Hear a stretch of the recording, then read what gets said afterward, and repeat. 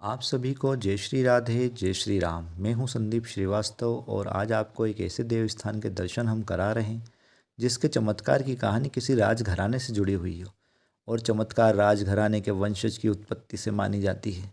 कभी आपने ये सुना है कि किसी रानी के साथ कोई चमत्कार की घटना घटित हो गई हो और उस चमत्कार की घटना के बाद उस गांव का नाम ही चेंज हो गया हो? हाँ, ऐसा घटित हुआ है, जो कि अविश्वसनीय, अकल्पनिक और चमत्कारिक घटना है। हम हमारे पैतृक गांव में हैं आज। बचपन से ही हमने हमारे पूज्य दादाजी स्वर्गीय महावीर प्रसाद जी श्रीवास्तव, जो कि इस गांव के सरपंच भी रहे हैं, और हमारे पूज्य पिताजी स्वर्गीय अशोक कुमार जी श्रीवास्तव वकील साहब, इनके मुख से हमने ये चमत्कार की घटना बचपन से ही सुनी है कि सिंधिया राजघराने की महारानी कई वर्ष पूर्व यहाँ पर आई थी और उनके मन में हमेशा एक कामना रही थी कि सिंधिया राजघराने के उत्तराधिकारी को जन्म दें।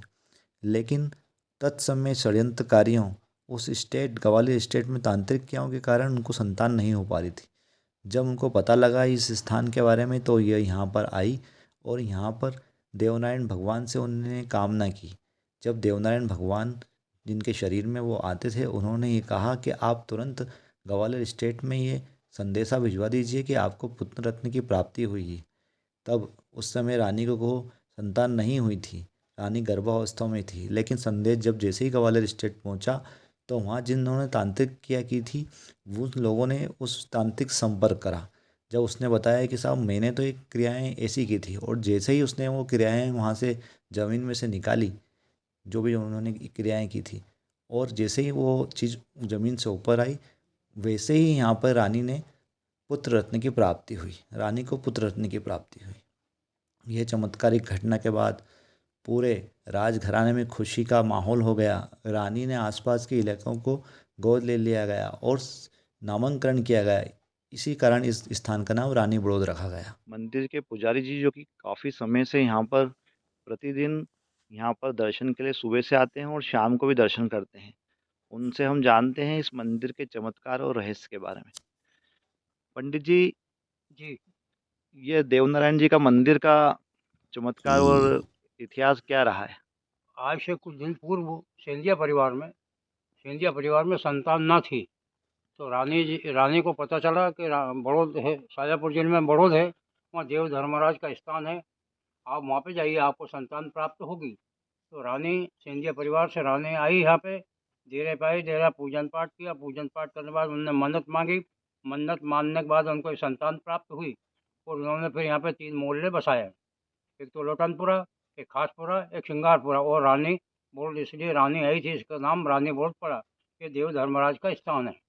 अच्छा, तो उस और यहाँ समय पे माई प्रसाद जी श्रीवास्तव थे, उनकी जमीन पास में लगी। उन्होंने बहुत कोशिश की सिंधिया परिवार को लाने के लिए।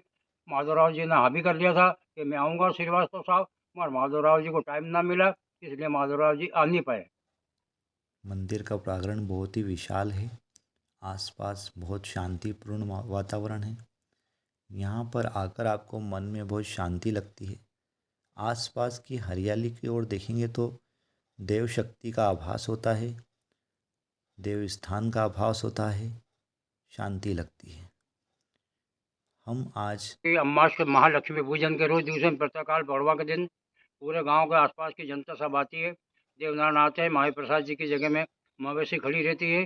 देवनारायण मंदिर से बाहर निकल कर आसपास रानी में घूमते हैं, वो गौ माता को उछेरते हैं। तो गांव के आसपास के 1000-2000 जनता आती रहती है। मैं हवन करता हूँ, पढ़ों कर पंचांग सुनाता हूँ। पंचांग सुनने के बाद चालर माता सामने यहाँ पे सरा रहता है। देव महाराज आते हैं, चालर माता आती, हाथ से नापते हैं। हाथ से नापने के बाद वो हमेशा 5-6 इंच डंडा बढ़ता है बांस का। अच्छा, अपने आप लकड़ी बढ़ जाती है? अपने आप ही देव बढ़ती है, देव महाराज की शक्ति से। अच्छा, उसको नापते भी हैं पहले? हाँ, पहले नापते हैं, फिर बाद में फिर नापते हैं, अच्छा, अच्छा।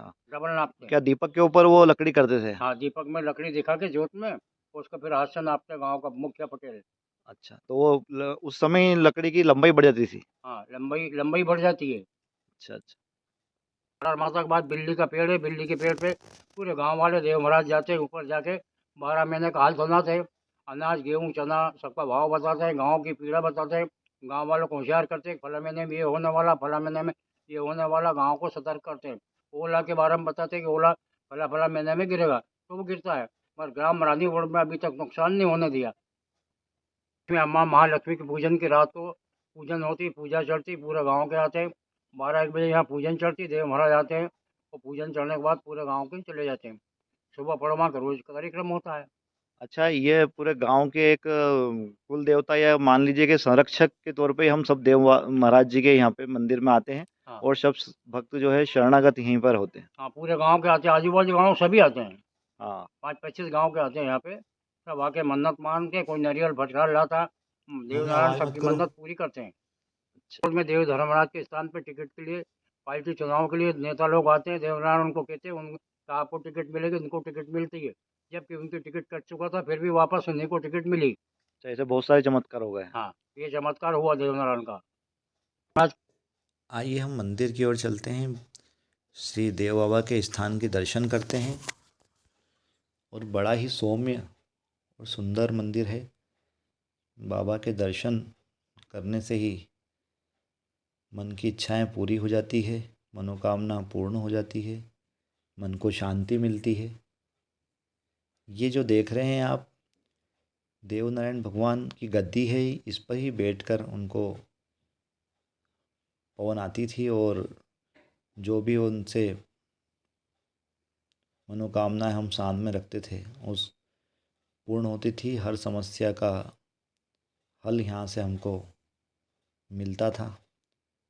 श्री देवनारायण भगवान आप सभी की मनोकामना भी पूर्ण करें और हम आपको अच्छे दर्शन कराने का प्रयत्न कर रहे हैं। ये पंडित जी ने बताया चालर माता, जहाँ पर जो लकड़ी है बांस की वो कम ज़्यादा हो जाती थी दिवाली के दिन, वह स्थान है ये। बाहर भी देवनारायण जी का स्थान है, ये भी बड़ा ही सौम्य और सुंदर स्थान है। और आने मात्र से ही सारी इच्छा पूर्ण हो जाती है।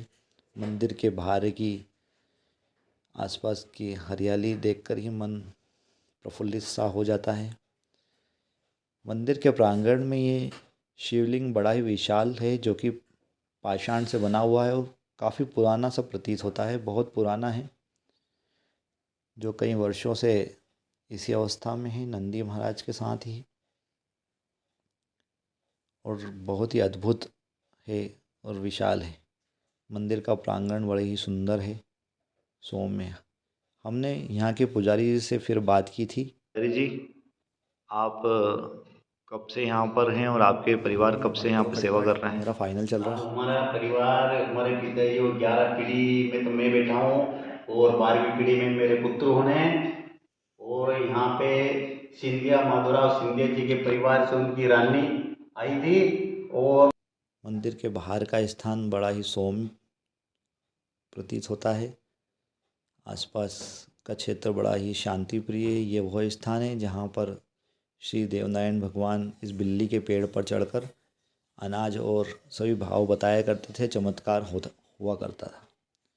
आप सभी से निवेदन है कि हमारे इस चैनल को सब्सक्राइब और लाइक करें। हम पूरी कोशिश करते हैं आपको अच्छे दर्शन कराने की, और आगे से भी हम ऐसे ऐसे स्थान के दर्शन आपको कराएंगे जो कि लोकप्रिय है और चमत्कारिक है।